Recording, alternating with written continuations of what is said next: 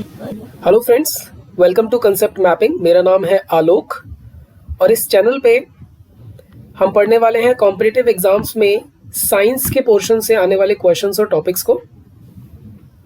अगर आपको सेशन पसंद आए तो please like, share and subscribe करें। So let us start our video and today's topic is corrosion. जैसा कि हम सभी जानते हैं, जब भी हम कोई नई आयरन आर्टिकल खरीद के लेके आते हैं तो वो नया आयरन आर्टिकल बिल्कुल शाइनी अपीयरेंस का होता है, लेकिन कुछ टाइम यूज करने के बाद उसका अपीयरेंस चेंज होने लगता है। उसके ऊपर रेडिश ब्राउन कलर की कोटिंग आने लगती है। ऐसा होता है क्योंकि आयरन रस्ट होने लगता है, यानी उस पे जंग लगने लगता है। रस्टिंग ऑफ आयरन या आयरन का जंग लगना, ये रस्टिंग वर्ड हम जनरली आयरन के लिए यूज करते हैं, जबकि अदर मेटल के जंग लगने को हम मेटल का कोरोड होना कहते हैं। चलिए समझते हैं कि आयरन पे जंग लगता कैसे है, पर उससे पहले ये पिक्चर देखते हैं। जैसे कि आप देख सकते हैं, ये newly purchased iron nut bolts हैं जिनका अपीयरेंस काफी शाइनी है, बट कुछ टाइम यूज करने के बाद इनका अपीयरेंस कुछ इस तरीके का हो जाता है। एक्सपेरिमेंट के थ्रू समझते हैं ऐसा होता कैसे है। जैसा कि आप अपनी स्क्रीन पे देख सकते हैं, हमने 3 टेस्ट ट्यूब्स ली हैं और तीनों में एक एक आयरन नेल डाली है। टेस्ट ट्यूब 1 को हमने हाफ फिल किया है वाटर से और बाकी का स्पेस एयर के लिए छोड़ दिया है। टेस्ट ट्यूब 2 में भी हमने वाटर फिल किया है हाफ और उसके ऊपर कुछ ऑयल डाल दिया है ताकि एक लेयर बन जाए और टेस्ट ट्यूब 2 में प्रेजेंट एयर और वाटर आपस में कांटेक्ट ना कर सकें।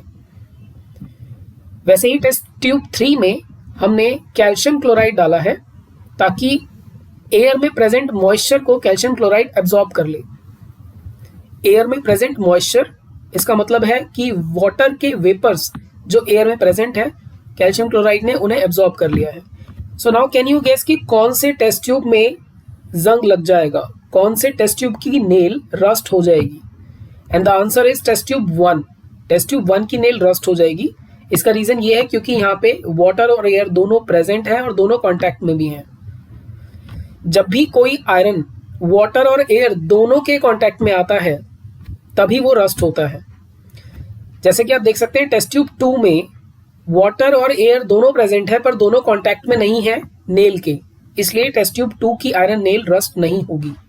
और टेस्ट ट्यूब 3 में ड्राई एयर प्रेजेंट है क्योंकि सारा वाटर के वेपर के मॉइस्चर जो है वो कैल्शियम क्लोराइड ने एब्जॉर्ब कर लिया है। दैट्स व्हाई टेस्ट ट्यूब 3 की नेल भी रस्ट नहीं होगी। सो हम ये समझ सकते हैं कि रस्टिंग ऑफ आयरन वाटर और एयर दोनों के प्रेजेंस में होता है। जब भी किसी मेटल पे उसके आसपास के सब्सटेंस अटैक करते हैं, सब्सटेंसेस जैसे कि मॉइस्चर, एसिड एटसेट्रा, तो वो मेटल कोरोड हो जाता है और इस प्रोसेस को हम कोरोजन कहते हैं। एग्जाम्पल के लिए हम और समझते हैं सिल्वर को लेके। सिल्वर आर्टिकल जब भी हम कोई न्यूली परचेज करके लेके आते हैं तो वो काफी शाइनी होता है, पर कुछ टाइम एयर में एक्सपोज्ड रहने पर वो ब्लैक कलर की एक लेयर गेन कर लेता है अपने ऊपर। ऐसा इसलिए होता है क्योंकि वो अपने एटमॉस्फेयर में रिएक्ट करता है और सिल्वर सल्फाइड बनाता है। कॉपर के साथ भी कुछ ऐसा ही होता है। कॉपर भी एक मेटल है। कॉपर भी अपने एटमॉस्फेयर में प्रेजेंट मॉइस्ट कार्बन डाइऑक्साइड से रिएक्ट करता है और कॉपर कार्बोनेट बनाता है, जिससे कि एक ग्रीन कलर की कोटिंग उसके ऊपर आ जाती है। इसको हम पिक्चर से भी समझ सकते हैं। जैसा कि आप अपनी स्क्रीन पे देख सकते हैं, ये silver article, newly purchase silver article जो कि शाइनी है और कुछ टाइम बाद उसके ऊपर ब्लैक कलर की लेयर आ गई है। वैसे ही कॉपर का ये न्यूली परचेज्ड यूटेंसिल जो कि कुछ टाइम बाद उसके ऊपर ग्रीन कलर की एक लेयर आ गई है। अब हम समझते हैं कि हम कोरोजन से कैसे बचा सकते हैं मेटल्स को। Prevention of corrosion. Rusting of iron can be prevented by, हम अपने आयरन आर्टिकल्स को कुछ सिंपल प्रोसेसेस से प्रिवेंट कर सकते हैं, जैसे कि ऑयलिंग, ग्रीजिंग और पेंटिंग। आपने घरों में देखा होगा कि जनरली आयरन आर्टिकल्स को पेंट करके रखा जाता है ताकि वो इजीली रस्ट ना हो, इजीली उन पे जंग ना लगे। लेकिन कुछ एडवांस प्रोसेसेस भी हैं जिनका हम यूज करते हैं, जैसे कि गैल्वेनाइजेशन। गैल्वेनाइजेशन में हम जिंक मेटल की कोटिंग करते हैं आयरन या स्टील के ऊपर, जिससे कि आयरन डायरेक्ट कांटेक्ट में नहीं रहता मॉइस्ट एयर के और उसकी स्ट्रेंथ लंबे समय तक बनी रहती है और वो रस्ट नहीं होता। गैल्वेनाइजेशन की तरह ही एक प्रोसेस है क्रोम प्लेटिंग, जिसमें हम क्रोमियम की लेयर किसी अदर मेटल पे चढ़ाते हैं जिससे कि वो मेटल इजीली कोरोड ना हो। क्रोमियम एक एक्सपेंसिव मेटल है और ये प्रोसेस भी एक्सपेंसिव होता है। एग्जाम्पल के लिए हमारी कार्स की जो रिम होती है जिसके ऊपर टायर चढ़ता है, वो रिम क्रोमियम प्लेटेड होती है।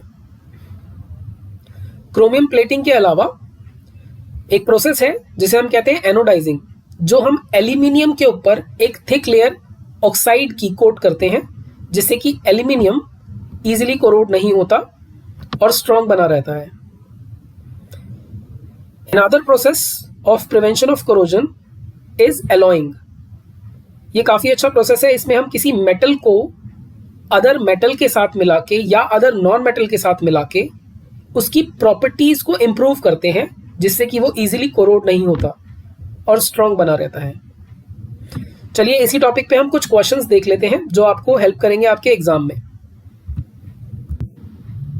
Our first question is, galvanization is the option A, deposition of zinc on iron metal, option B, deposition of tin on iron, option C, deposition of copper on iron, and option D, deposition of aluminium on iron. So the correct answer is option A, deposition of zinc on iron metal. जैसा कि हमने अपनी video में देखा था, galvanisation में हम zinc की एक पतली लेयर आयरन मेटल के ऊपर कोट करते हैं। Question number 2, bronze. Bronze is an alloy of, and the correct answer is option C, copper and tin. Bronze alloy है copper और tin का। हमने अपने वीडियो में प्रोसेस पढ़ा था alloying, जिसमें मैंने आपको बताया था कि हम मेटल को अदर मेटल या नॉन मेटल से मिक्स करके उसकी प्रॉपर्टीज को इंप्रूव करते हैं, बनाते हैं। Next question, question number 3, which of the following is used to galvanize iron. Iron को गैल्वेनाइज करने के लिए कौन सा मेटल यूज होता है? So the correct answer is option C, zinc. Fourth question, a metal expose to atmosphere for some time, it becomes coated with green carbonate, the metal must be. एक metal को हम बाहर air में, atmosphere में expose करके रखते हैं तो उसके ऊपर ग्रीन कार्बोनेट की एक कोट यानी एक कोटिंग हो जाती है। ये मेटल कौन सा हो सकता है? सिल्वर, कॉपर, एल्यूमिनियम या जिंक। जैसा कि हमने हमारी वीडियो में देखा था कि कॉपर अपने एटमॉस्फेयर में प्रेजेंट मॉइस्ट कार्बन डाइऑक्साइड के साथ रिएक्ट करके कॉपर कार्बोनेट बनाता है, जिसकी वजह से उसके ऊपर एक ग्रीन कलर की लेयर हमें नजर आती है। So the correct answer is option B, copper. Next question, question number 5, rusting of iron take place due to, and the correct answer is option A, oxidization. हालांकि हमने इस टॉपिक के बारे में डिस्कस नहीं किया अपनी वीडियो में, इसके बारे में मैं अपनी नेक्स्ट वीडियो में जरूर डिस्कस करूंगा। फिलहाल के लिए आप इसे याद रखें कि आयरन का रस्ट होना ऑक्सीडाइजेशन की वजह से होता है।